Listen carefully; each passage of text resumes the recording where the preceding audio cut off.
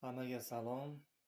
Bugun shefbur nishonov qilgan somsadan qilib ko'ramiz. Bizga kerak bo'ladi un, tuz, yog' ozgina, bir dona tuxum. Hozir 200 gram suv kerak bo'ladi keyin. Hozir boshlaymiz. Bismillah deb ishni boshlaymiz. Qo'llarni yaxshi yuvib olamiz, keyin uni solamiz hozir. Bitta 200 gram.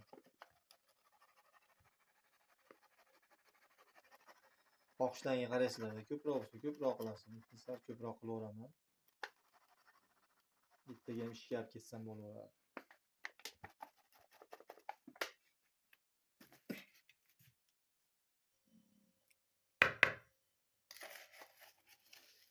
Tuz tashlayman. 1,5 ta.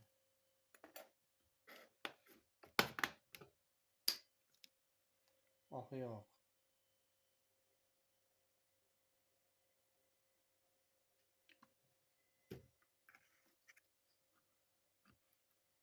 Tuxum chaqish kerak. Tuxumni bir qo'ldan chaqib ko'ramiz.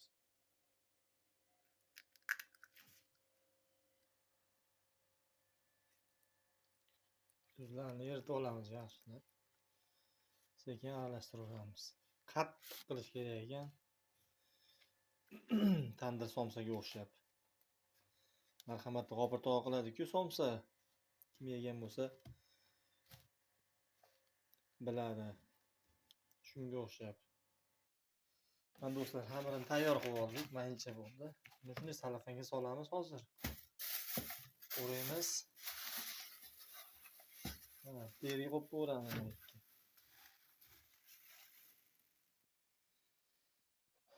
10 minut bir-bir urib orasini olib turib.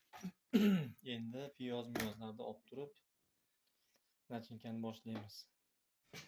Ha do'stlar, nachinkamiz tayyor, xamirimizni ham chiqarib oldim. Video qila olmadim chunki bir qo'limda video qilaman deb ish qilyapti. Tayyorlab oldim hammasini. Duxovkani yoqib qo'ydik mana. Ichi qizisa, ular chugib qo'yaveramiz bitta-bitta.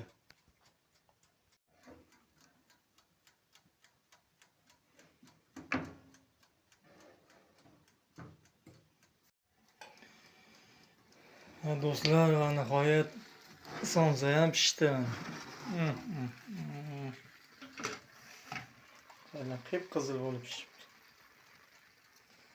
Ha bitta like bosib qo'yinglar mehnatga.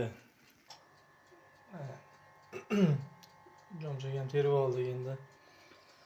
Hali iftorlikda yeymiz-da, chetda pishirib qo'ydik hozir.